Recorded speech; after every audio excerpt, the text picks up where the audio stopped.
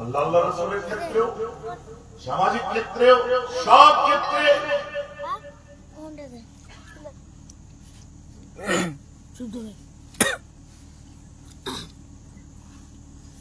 জবানে লাগাম লাগাও। আল্লাহ দিয়েছেন আলহামদুলিল্লাহ শুকরিয়া করো, টকবক করে ফুটার দরকার নেই। সাইকেল হাঁটিয়ে আল্লাহ আজকে 2 চাকার বাইক দিয়েছে, আলহামদুলিল্লাহ শুকর করো। বাইকের জায়গায় 4 চাকা দিয়েছে, আলহামদুলিল্লাহ শুকর করো। ওটাকে নিয়ে ফুটার দরকার নেই। আল্লাহ একটা সুন্দর বাড়ি করার তৌফিক দিয়েছে, শুকরিয়া করো।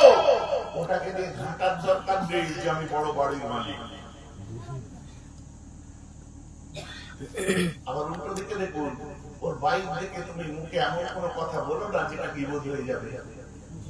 ওর বাড়ি থেকে তুমি এমন কোনো মন্তব্য করো না, হারামের মানে বাড়ি করেছে দেখেছো, এসব কথা বলারও দরকার নেই। এক কথায় সার্বিক ক্ষেত্রে আপনার কি হবে, সেখানে নামাজ পড়ছেন পড়ুন, অসুবিধা নেই। রোজা রাখছেন রাখুন, অসুবিধা নেই। কিন্তু আপনার নামাজ, রোজা, হজ, যাকাত, তাসবিহ, তেলাওয়াত ঠিক মতো হচ্ছে কি হচ্ছে না, ওটা নির্ভর করছে আপনি মানুষটা কেমন, আপনার চাল চলন কেমন, আপনার আচার আচরণ কেমন, আপনার আখলাক ব্যবহার কেমন, আপনার লেনদেন কেমন, আপনার কি বলে আমানতদারি কেমন, আপনার কথা বুঝতে পারছেন? জি। 5 ওয়াক্ত নামাজ পড়ছে, লোকের ঘর করে রেখে দিয়েছে হবে? 1 মাস রোজা রাখছে, মানুষের সর্বনাশ করে রেখে দিয়েছে, রোজা হবে? কচু হবে। মা বোনেরা নামাজ পড়ছে, মাশাআল্লাহ, ওরা আবার বেশি বেশি ইবাদত করে। আর পাশের বাড়ির মেয়েটার একটা ভালো জায়গায় বিয়ে ঠিক হয়ে গেছে, কুটুমের কুটুম এরও মেয়ের বাড়ি সেখানে, যে কুটকুট করে বলছে ওসব মেয়েছে না আমাদের ঘরে হলে চলতো না। কেন চলতো না? বলছে আমাদের হাতে পায়ে কাজ করতে হবে। পুরে মেয়ে ফোন নিয়ে পড়ে থাকে, ওইসব ভালো না। দেখো তোমরা ঠিকঠাক করে কি কুটকুট করছে, যে ইঁদুরের কাজ করছে, বুঝতে পারছেন না? তোমাকে পানি দিচ্ছে, ও দেখছে যে মেয়েটার ভালো জায়গায় বিয়ে ঠিক হয়ে যাচ্ছে, ও সেজদা করছে, নামাজ পড়ছে, আর মানুষের সর্বনাশ করছে। নামাজ হবে? কোরআন বলছে কাদ আফলাহা মান যাক্কাহা, ওরাই তো ফলাহ পেয়ে গেছে, ওই ব্যক্তিগুলো কামিয়াব হয়েছে যে তাজকিয়ায়ে নফস করতে পেরেছে। তাজকিয়ায়ে নফস কাকে বলে? তাজকিয়ায়ে নফস মানে নিজে নিজের উপর কাজ করতে পেরেছে, নিজে ইসলাহ করতে পেরেছে, অ্যানালাইজেশন অফ সোল, যে নিজের নফসের উপর অ্যানালাইজ করতে পেরেছে, নিজে কি অবস্থায় আছে, আমার কি করণীয়। আপনার নিজে নিজেকে কত বড় সার্টিফিকেট দিচ্ছে নির্ভর করছে ভালো না খারাপ তার উপরে।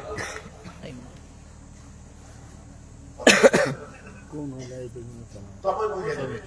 শুনে ধরে করে একটা কথা বললে আপনাদের কাছে সব পরিষ্কার হয়ে যাবে। ইসলামের দ্বিতীয় খলিফা হযরত ওমর ইবনে খাত্তাব রাদিয়াল্লাহু তাআলা আনহু আন্নাতু বিলাহি সাবা ওয়া উযীর নবী আল মুস্তাফা সানি আল খুলাফা ওমর ফারুক রাদিয়াল্লাহু আনহুর জামানায় একটা মানুষ চুরি করে ফেলেছে। এখন কি করা যাবে? ওমর ফারুকের দরবারে বিচার দেওয়া হয়, এই খলিফাতুল মুসলিমিন, আমাদের এলাকায় একটা মানুষ চুরি করে ফেলেছে, এখন কি করা যাবে? হ্যাঁ ঠিক আছে, চোরকে নিয়ে আসো, চুরির শাস্তি হাত কাটা, অতএব বিচার হবে সে কেন চুরি করলো।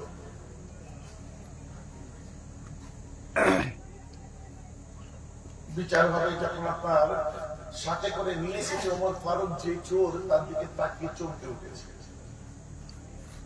সে আসলে করে ওমর ফারুক যে বলছে আপনি চুরি করেছেন, ঠিক আছে তোমরা চলে যাও, আগামীকাল ফজরের পরে বিচার হবে। চলে গেল। ওমর ফারুক তাকে ডেকে বলল, আমার যদি ভুল না হয় তাহলে আমি কি সোজা নয়, আগামীকাল ফজরের পর বিচার হবে। ফজরের পর সব আসলো। এখন বিচার যে হয়েছে, বিচারক আছে, বাদী বিবাদী দুই পক্ষ আছে, ফয়সালা শোনাচ্ছে ওমর ফারুক। বলছে শোনো, চুরি শাস্তি কি? বলছে হাত কাটা। জল্লাদ তুমি রেডি হও, জল্লাদ তুমি রেডি হও, হাত কাটার জন্য তৈরি হও। যে চুরি করেছে তার নামটা হচ্ছে ওমর ইবনুল খাত্তাব খলিফাতুল মুসলিমিন চমকে উঠেছে। হুজুর বলছেন কি আপনি? How can this possible? আপনার কথা কেন বলছেন? ও তো না বলে জিনিস নিয়েছে। আমি খুব ভালোভাবে জানি আল্লাহ রাসূলের হাতে হাত যারা দিয়েছে, ফতোয়াও জানি, মসলাও জানি, তারা সব কিছুতে পারদর্শী, তারা আলেম, কোনটা চুরি আর কোনটা চুরি নয় এটাও বোঝে। কিন্তু এখানে প্রবলেম হচ্ছে জান বাঁচানো ফরজ। ও জান বাঁচাবার জন্য লোকের বস্তু না বলে হাত দিয়েছে। তোমরা বলতে চাচ্ছ চুরি করেছে, কিন্তু রাসূলুল্লাহর হাতে যে হাত দেয় সে কোনোদিন হারাম কাজ করে না।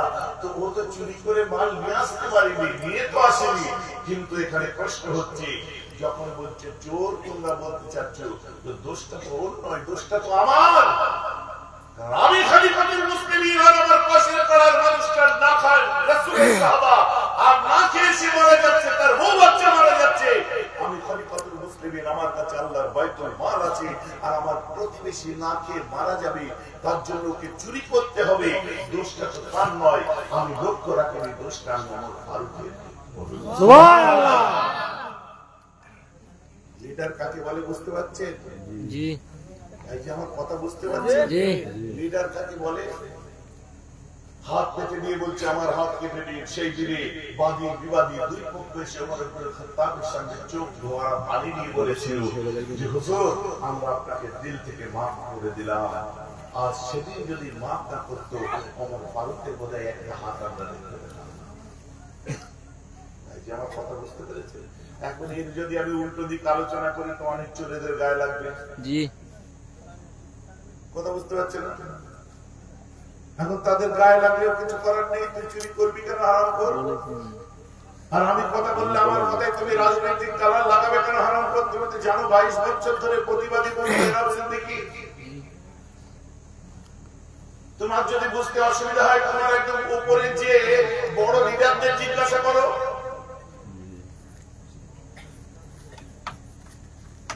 আমি কওমের জন্য বলি, দিনের জন্য বলি। আরে তুমি পরে টিএমসি আদি রাসূলের উম্মত, তুমি পরে সিপিএম আদি আমার নবীর উম্মত, তুমি পরে আইএসএফ আদি নবীর উম্মত, তুমি পরে কংগ্রেস আদি তুমি রাসূলের উম্মত। অতএব আমার রাসূলুল্লাহর বাণীটা তোমাকে তো শোনাতেই হবে। তুমি স্বচ্ছতার সাথে যদি চলো, তোমার কোনো আপত্তি নেই, মানুষের সেবা করো, তোমার এখানে কোনো রকম আপত্তির জায়গা নেই। তোমার ব্যক্তিগত ব্যাপার তুমি যেটা করছো করো, কিন্তু কথা হচ্ছে রাসূলের আদর্শ ভুলে যখন কথা বলবে, তখন তোমার দুনিয়ার লিডার চিৎকার না করলেও তোমার আখিরাতের লিডার গুলো চিৎকার করবে। আল্লাহ আল্লাহ রাসূলের সঠিক পথটা বুঝিয়ে দেওয়ার জন্য সামনে আসবে। তোমার রক্ত গরমে তুমি ছটফট করবে, তারপরে রক্ত ঠান্ডা হলে বলবে না ভাই কি বলেছিলে। অতএব তাই বলছে শুনে যাও, আল্লাহ আপনারে তওবা করো। আল্লাহ বলছে তওবাকারী তওবাকে আমি আল্লাহ কবুল করি। সে গুনাহ করা হাত যদি আমি আল্লাহর কাছে মেলে ধরে, ওর হাতকে ভিজিয়ে দিতে আমি আল্লাহকে বড় শরম করে আমি রহমতের দরিয়ায় জোশ মেরে উঠে আমার ওই বান্দা গুনাহ খাতাগুলো আমি আল্লাহ মাফ করে দিয়ে থাকি। জোরে বলুন সুবহানাল্লাহ। আমাদের মাফ চাওয়ার দরকার আছে না? জি।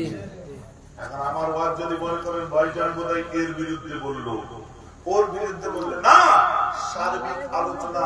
এখানে আমি কাউকে চিনিও না, জানিও না। ভাইজান আপনি কোন পার্টি করেন? আপনার সঙ্গে আপনার ওই সিপিএম এর কোন লোকের জানাশোনা আছে? তোমাদের সিপিএম এর টপদেরকে জিজ্ঞাসা করো তাদের আমার সঙ্গে জানাশোনা আছে কিনা, আমাকে জিজ্ঞেস করতে হবে। হুজুর কংগ্রেসের কারোর সাথে দিল্লিতে গিয়ে জিজ্ঞাসা করো, আমাকে জিজ্ঞেস করতে হবে। হুজুর টিএমসির কারোর সঙ্গে জানাশোনা আছে, ও তো তোমাদের লিডার গুলো ভালো করে জানে না। হুজুর আইএসএফ এর কারোর সঙ্গে জানাশোনা আছে, আমার ঘরের ছেলে, আমার জানাবার কি আছে? জি, কথাটা আমার বুঝতে পারছেন? জি। অতএব কংগ্রেস বলো, সিপিএম বলো, টিএমসি সুপ্রিম লিডারকে জিজ্ঞাসা করো মেয়েরা হুজুরকে তারা কিছুকে দেখে, পরে তোমার ব্যাপার। যত পার্টি আছে সেই পার্টির সুপ্রিম গুলোকে জিজ্ঞাসা করো, তারা মেয়েরা হুজুরকে কোন চোখে দেখে, কোন রাজনৈতিক চোখে দেখে না। এবং তারা এই কথা বলে যে হুজুরকে আমরা মাথার উপরে রাখি, ওনার যে কথাবার্তা আমাদের ভালো লাগে, উনি মানুষের হিত কল্যাণের জন্য বলে। কথাটা বুঝতে পারছি? ভাইজান আপনি পার্টি করেন না? না, ওটা আমি করি না। রাজনীতি না, আমি রাজনীতি করি না। ভোট দেন, আমি হ্যাঁ দিই। কাকে দেন? ওই তো পর্দার আড়ালে বোতাম টিপে টি করে শব্দ করে ভোট দিয়ে দিয়ে। কাকে দেন? তোমাকে কেন বলবো? আমার কথা বুঝতে পারছেন? তোমাকে কেন বলতে যাবো? এরকম ঘটনা ঘটেছে আমার লাইফে। ভোট দিতে যাচ্ছে আমাদের টিএমসি লিডারও বলছে, হুজুর একটু দেখবেন, খেয়াল রাখবেন হুজুর। আলহামদুলিল্লাহ। সিপিএম বলছে, হুজুর খেয়াল রাখবেন। আলহামদুলিল্লাহ। হুজুর একটু খেয়াল রাখবেন। আলহামদুলিল্লাহ। যে টুক করে শব্দ হলো, ভোট দিয়ে বেরিয়ে এলাম, সঙ্গে সঙ্গে মিডিয়া ধরেছে, দাদা কাকে ভোট দিলেন? পর্দার আড়ালে অন্ধকার ঘরের মধ্যে বোতাম টিপে মেশিনকে দিয়ে দিলাম। পার্টিটার নাম কি? আমি ওটা কেন বলবো? আমি তো রাজনীতি করি না। বলছে রাজনীতি করেন না, কিন্তু ভোট তো একজনকে দিয়েছেন নিশ্চয়ই, তাহলে মনে মনে তো কাউকে পছন্দ করে। আমি দেখুন, বড় পক্ষ আমার, কোনে পক্ষ আমার। সংসদীয় গণতন্ত্রে বিশ্বাস করি, আর নেমন্তন্ন রক্ষা করতে হবে এটাও বিশ্বাস করি। বিয়ে বাড়িতে দাওয়াত করেছে, বর পক্ষ আমাকে ভালোবাসে, কোনে পক্ষ আমার ভালোবাসে। আমন্ত্রণ রক্ষা করা আমার কাজ, আমি রক্ষা করেছি, সে যে কোনো বাড়িতে খেয়ে। এখানে যাওয়ার সময় সবাই আমাকে বলছে, ভাইজান খেয়াল রাখবেন।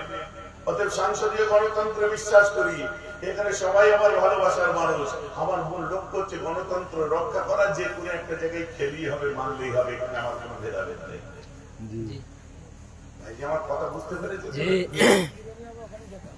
পেছন থেকে ওই ভদ্র ক্যামেরার পেছনে আমি কি হলো বলছে ডিপ্লোম্যাটিক অ্যান্সার, খুব সুন্দর লাগলো আমার। সবাই ভালোবাসে, চোর সেও আমায় ভালোবাসে, ডাকাত সেও ভালোবাসে, মদ্যপ সেও আমায় ভালোবাসে, হায়ার সোসাইটির মানুষ তারাও ভালোবাসে, সর্বধর্মের মানুষ আমাকে ভালোবাসে। পক্ষপাতিত্বের ব্যাপার না। আমি আমার ন্যায় নিষ্ঠার সাথে আল্লাহ যতটুকু বলাই আমি বলি, মানুষকে যতটুকু সৎ পথে চলার জন্য বলার তৌফিক আল্লাহ বলি, চলো চলবে, না চলো মরবে। আমার কথা বুঝতে পারছি? চলো চলবে, না চলো মরবে।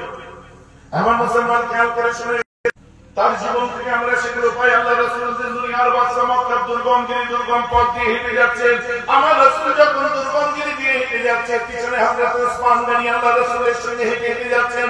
ওসমান গনি রাসূলের সাথে যেতে যেতে কিছুক্ষণ পরে আমার রাসূল থেকে রাস্তার ধারে একজন মহিলা, রাস্তার পাশে একজন মহিলা পড়ে গু গু করে মুখে শব্দ করছে, চুপ করে শুয়ে আছে। উত্তপ্ত রৌদ্রে গলা শুকিয়ে গেছে, শুকনো কাঠ হয়ে গেছে, গলা থেকে আপনার শব্দ বার হচ্ছে। পিয়াসী অবস্থায় বিছানায় পড়ে বাড়ির উপরে পড়ে আছে।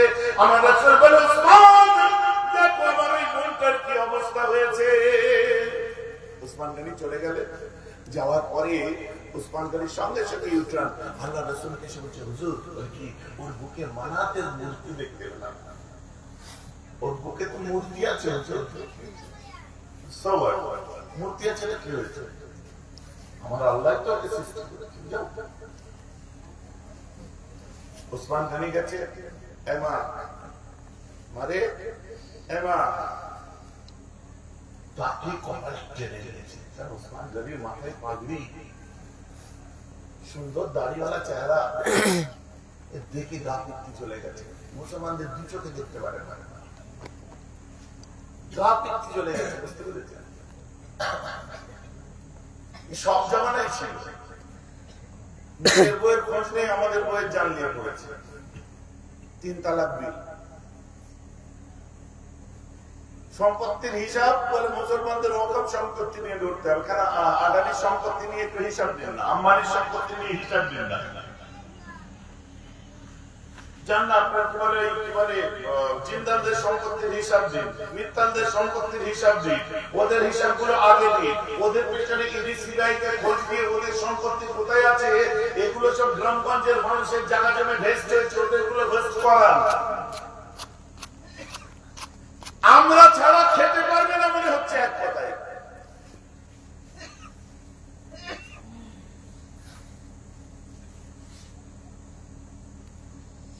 দেশের সম্পত্তি ঠিক করার জন্য ফের দরকার লাগছে হাজির সিংকে, ফের দরকার লাগছে আলিবুদ্দি খানকে, ফের দরকার লাগছে সিরাজউদ্দৌলাকে, ফের দরকার লাগছে পীর আবু বকরকে, ফের দরকার লাগছে মুস্তাফা মাদানিকে, জান্নাতে বেন্দিপুর। এরকম সারা ভারতবর্ষে যত বড় বড় মুসলিম দানবীরদের আল্লাহর রাস্তায় দাঁড়ানোর জায়গা আছে, দরকার তাদের করছে। অতএব এদের নিয়ে যদি নিজেদের ভবিষ্যৎ সেট করতে চাও, তোমরা চাও না ভিক্ষা আমরা আমাদের থেকে দিয়ে দেবো, আল্লাহ সম্পত্তিতে হাত দেওয়ার জন্য ভিক পাস করার দরকার নেই।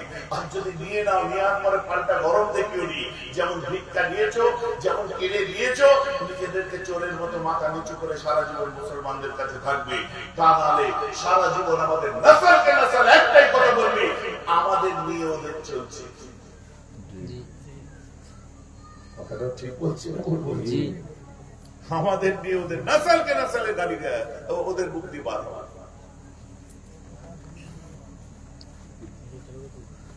লাস্টে আমাদের বাপ্পাগুলোকে যেখানে কবর দেওয়া আছে, কবরস্থানও ছাড়ছে। কবরস্থানে বাস করে যে কি জন্তু বলেন না, কবরস্থান দখল করে, কি নাম বলবে তো?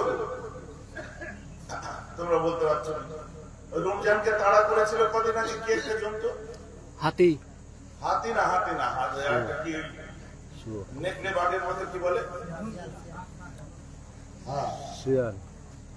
তারপরে সরু সরু কবরস্থানে দখল করে, কবরস্থান দখল করে তো এইসব জন্তুগুলো, সে বিড়ালের থেকে একটু বড় হয়, ভাম না কি বলে? হ্যাঁ, এখন সেই হয়ে গেছে কবরস্থান দখল, খানকা দখল চাই, মসজিদ দখল চাই, মাদ্রাসা দখল চাই, সব মিস্টেক করা হচ্ছে। এই হচ্ছে কারণ এদের সামনে কোনো ভোটের কোনো ইস্যু নেই, কোন সমীকরণ নেই,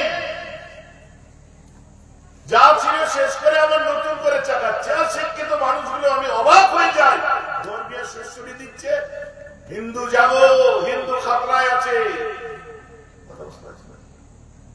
কিসের খাতরায় আছে? কিসের খাতরায় আছে আমরা তো বুঝতে পারছি না। ছোট থেকে আমরা একভাবে মানুষ হলাম, একে অন্যের পরিপূরক হিসেবে মানুষ হলাম, কিসের খাতরা আছে কিছু মাথায় আসছে না। দু চারটে কুলাঙ্গার কোথায় হিন্দুদের বলেন, মুসলিমদের বলেন, খ্রিস্টানদের বলেন, আদিবাসীদের বলেন, সবার মধ্যে ভালো খারাপ মানুষ আছে, কিন্তু খারাপের সংখ্যা এগুলো হচ্ছে কম, ভালো মানুষই তো বেশি। সেগুলোকে সামনে রেখে আজকাল ইস্যু তৈরি করা যদি হয়, একটা জাতিকে টার্গেট করা, আপনারা চোখে দেখতে পাচ্ছেন না? ফিলিস্তিনের দিকে চোখে দেখতে পাচ্ছেন না? লেবাননের দিকে চোখে দেখতে পাচ্ছেন না? বসনিয়ার দিকে যত মারছেন তত বাচ্চা তুলে এনে সামনে দিয়ে দিচ্ছে, বাচ্চার লাশ, সঙ্গে সঙ্গে বলছে আল্লাহ আমার আরো একটা বাচ্চা দিলে আমি আল্লাহর রাস্তায় শহীদ করে দিতাম। বলেন না সুবহানাল্লাহ। কোনোভাবে তো এদেরকে রুখতে পারবেন না, কারণ এরা আল্লাহর উপরে মানে অগাধ বিশ্বাস রেখে চলে। আর হিন্দুত্বের বদনাম করতে যে রাজনীতি এসেছে বর্তমানে, যে রাজনীতির শিক্ষা বিবেকানন্দ দেননি, যে রাজনীতির শিক্ষার ঠাকুর রামকৃষ্ণ পরমহংসদেব দেননি, যে রাজনীতির শিক্ষা নুরনবীর শিক্ষা মর্যাদা পুরুষোত্তম শ্রীরাম দেননি, অথচ তাদের নাম ভাঙিয়ে এখন রাজনীতিবিদরা বার হয়েছে, মানুষের কাছে হিংসা ছড়াচ্ছে, অথচ আপনার ধর্মের সেই ধর্মের সাথ করে বলছে ঘরের মধ্যে নারায়ণ, অথচ সেসব ভুলে গিয়ে বলে এখন হিন্দু खतरे में है। हम पूरी ना हिंदू खतरे में है ना मुसलमान खतरे में है। 2026 में क्या होगा, इसलिए तुम लोग खतरे में हो।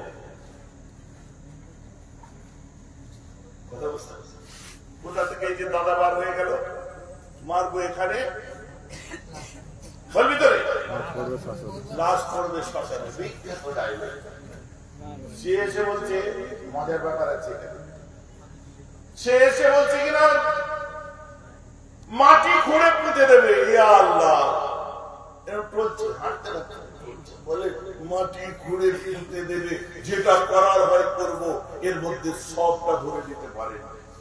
আর ওই যে স্টেজ থেকে বলেছে, ওই স্টেজের ভিড়ে ওর পকেট মেরে দিয়েছে, নিউজ এসেছিল, নিজের পকেট মেরে দিচ্ছে স্টেজের মধ্যে, তার দলের লোকেরাই তাদের সামলাতে পারে না, আর আমাদের বলে পুঁতে দেবে। কথা বুঝতে পারছেন? এখন আমি ঘুরিয়ে বলেছি যদি পুঁততে হয় কোথায় পুঁতবে, ভারতের মাটিতেই পুঁতবে। তুমি মরলে তো আর পুঁতবে না, তোমাকে দাহ করা হবে শাস্ত্র মতে। তুমি যখন পুড়ে চলে যাবে ধোঁয়া হয়ে, তখন তুমি কি বলবে? তোমার দেশ তোমায় কতটা ভালোবেসেছে আমি জানি না, তবে আমার দেশে আমি মরার পর কবর দেবে, প্রতিটি মুসলমানের কবর সাক্ষ্য দেবে যে এরা দেশকে ভালোবেসেছিল, তাই দেশ নিজের বুকে এদেরকে সারা জীবন কবরস্থান করে রেখে দিয়েছে। সুবহানাল্লাহ।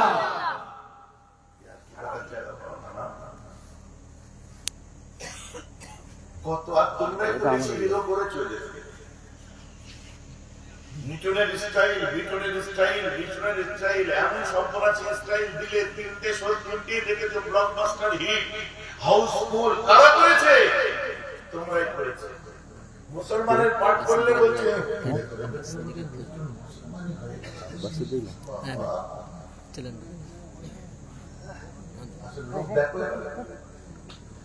আমি বলেছিলাম মুসলমান এদেরকে নিয়ে, আমি তার জবাব দিয়েছিলাম মুসলমানদেরকে আন্ডারস্টিমেট করবেন না, এদেরকে নজরআন্দাজ করবেন না, কোনো ছোট ভাবে নেবেন না এদেরকে। কারণ ভারতের স্বাধীনতার ক্ষেত্রে যারা প্রাণ দিয়েছিল আমার দেশের জন্য, তাদের মধ্যে মুসলমানদের সংখ্যাটাও কিন্তু মোটেই কম নয়।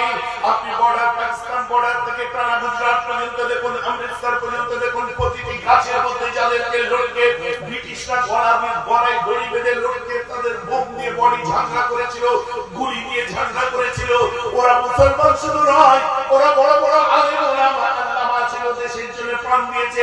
কখনোই আপনারা ব্রিটিশদের বিরুদ্ধে আন্দোলন করা শহীদ মালাকোট হুজুর হযরত সৈয়দ আহমদ বেলুনি রহমাতুল্লাহর কথা ভুলে যেতে পারেন না, আপনি আশফাকুল্লাহ খানের কথা ভুলে যেতে পারেন না, আবুল কালাম আজাদের কথা ভুলে যেতে পারেন না, হাবিবুর রহমানের কথা ভুলে যেতে পারেন না, গোলাম মুস্তাফার কথা, হাফেজ গোলাম মুস্তাফা হাফেজে কোরআন ছিল, তার কথা ভুলে যেতে পারবেন না। বোকার মতো কথা বলছেন।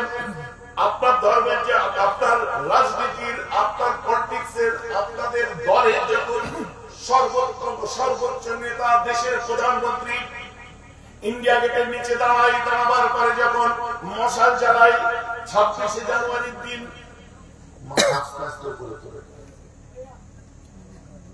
ভাই বহনों, मेरे प्यारे देशवासियों, দেখো মোদি বুঝতে পারছেন আমার বক্তব্য? যখন আস্তে আস্তে করে মাথা তোলে এদিক থেকে এদিক পর্যন্ত, বেশি জোরে তোলে না কেন আমি বুঝতে পারি না। কেন জানেন? এই দিল্লির ইন্ডিয়া গেট যে দেখতে পাচ্ছেন, সার্চ করুন ইউটিউবে, মোবাইলে সার্চ করুন, গুগল সার্চ করুন, দেখতে পাবে ওই ইন্ডিয়া গেটে ৯৭,০০০ শহীদের নাম লেখা আছে, যারা আমার দেশের জন্য প্রাণ দিয়েছিল। সংখ্যাটা ৯৭,০০০। ওর মধ্যে হিন্দুদের নাম আছে, বৌদ্ধদের নাম আছে, খ্রিস্টানদের নাম আছে, দলিতদের নাম আছে, আদিবাসীদের নাম আছে, শিখদের নাম আছে, পাঞ্জাবি সর্দারদের নাম আছে, ভগৎ সিং এর মতো মানুষদের নাম আছে, আবুল কালাম আজাদের মতো মানুষের নাম আছে, নেতাজি সুভাষ চন্দ্র বোসের মতো মানুষের নাম আছে, ক্ষুদিরাম বোসের মতো মানুষের নাম আছে। এই ৯৭,০০০ শহীদের মধ্যে ইন্ডিয়া গেটে ৬৫,০০০ কেবল মুসলমানের নাম লেখা আছে। বলা যাবে বুঝতে পারছেন? আপনি যাবেন কোথায়? ৬৫,০০০ মুসলমানকে আপনি অবমাননা করছেন, যারা দেশের জন্য প্রাণ দিয়েছে। লক্ষের উপরে মুসলমানকে, একটা জাতিকে আপনি অবমাননা করছেন, যারা দেশের জন্য প্রাণ দিয়েছে। আপনার কি ভাবছেন এই রূপকথায় ভাড়াটিয়া গুলো বলে না, তোমাদের তো পছন্দ করে দিয়েছে পাকিস্তান, চলে যাও না, এরা হচ্ছে ভাড়াটিয়া, এরা হচ্ছে ভাড়াটিয়া। অন্য দেশ থেকে এই দেশে এসেছে, আসার পর দেশপ্রেম দেখাচ্ছে, এরাই কি অসভ্য। এরা নামমাত্র পাস করেছে, এটা পাস করেছে, কিন্তু জানেন ওই একাডেমিক কোয়ালিফিকেশনটা আজকের দিনে অ্যাভেলেবেল,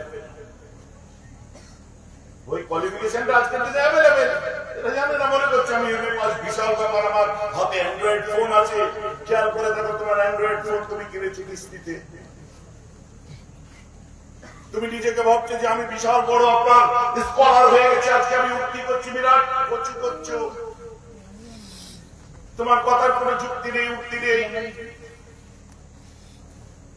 কথাটা আমার বুঝতে পারছি না।